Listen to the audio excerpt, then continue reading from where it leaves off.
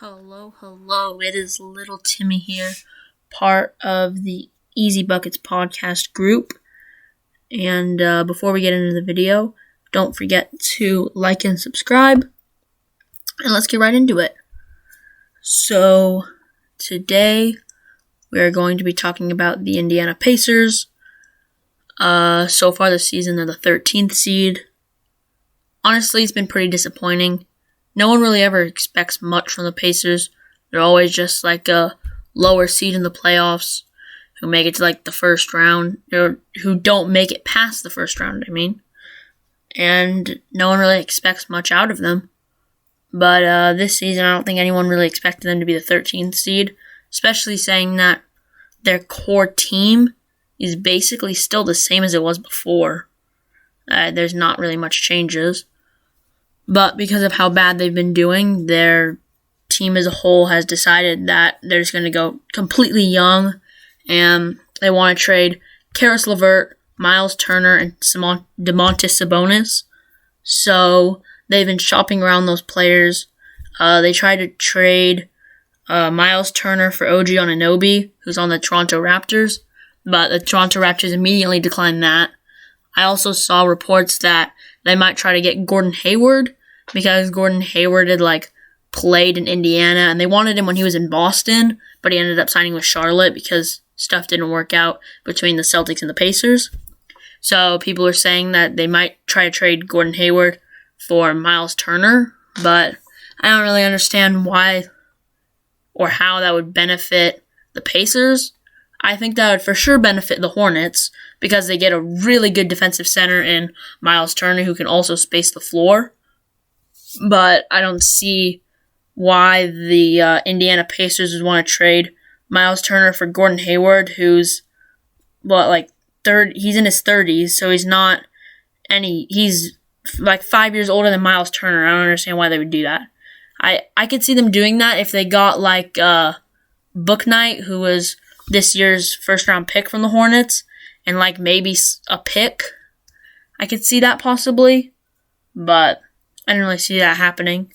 And surprisingly, no one's wanted Domantas Sabonis, but in my opinion, Domantas Sabonis is just a worse version of Nikola Jokic, to the extent that you need to build the offense around both of them, because with the Denver Nuggets, the offense runs through Jokic, all the passes and stuff, but Jokic also plays excellent defense. Domantas Sabonis, his defense is just mediocre. It's not really anything special, and his passing skills just is above average, but compared to Jokic, is not as good as Jokic. So I just think he's a lower tier Jokic, but he's not worth being a number one option, as we've seen on the Pacers.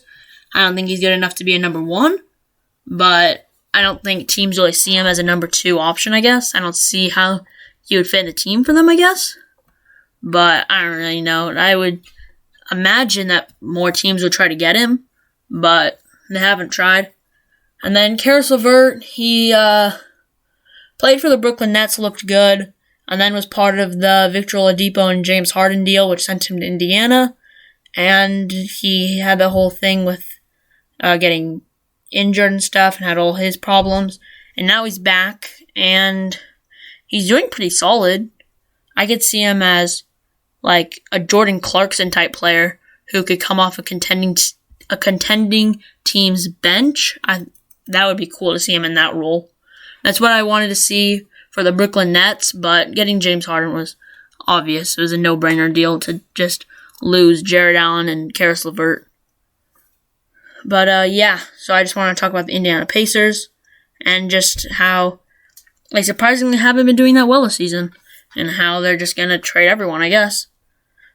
But I also wanted to talk about Bol and the Denver Nuggets and Detroit Pistons situation, and how Denver had traded him to Detroit, and then Detroit went and did a physical on Bol, and then apparently Bol failed that physical, so then they decided to send him back to Detroit and decline the trade, I guess. So now Denver isn't going to be able to do that trade, but it wasn't really beneficial to to Denver, because all they were getting was Rodney McGruder, and that's like just someone who would sit on the end of your bench, so it's not really anything special.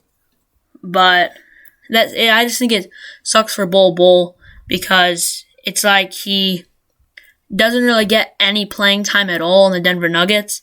And I thought that if he was moved to the Detroit Pistons, who is a team that's in the process of a rebuild, I thought that he would be able to get minutes there and that he could possibly thrive in that situation and show his potential. But now he's going back to Denver, and I guess he's just going to sit on the bench for a little longer unless they can trade him soon, which I think they'll try to, because I don't think they want him on their team anymore, especially with the coach Mike Malone not wanting to play Bol Bol at all. So I'm not sure how that situation is going to end. But the Pistons, honestly, if from the Pistons standpoint, I would have just accepted the trade, even if Bol Bol failed the physical, just because you're not really giving up that big of an asset. It's like Rodney McGruder isn't really getting playing time in Detroit either. So I would be like, I'll take the risk with Bol Bol. That's what I would have done, but I'm not sure how bad it was in his physical, but yeah, it just sucks for Bol Bol. And I'm not sure how much longer he'll actually be able to stay healthy, because in his NBA career he's been relatively healthy, but we know what happens with like the super tall players. Their legs just start giving up. So I'm not sure if that's going to start happening with Bol Bol and how soon that's going to happen. But hopefully it's not soon, and hopefully he'll get traded to a team that's in the rebuilding phase and he'll actually get minutes off the bench there. So that's the end of the video. And I'll see you guys on Sunday. Bye-bye.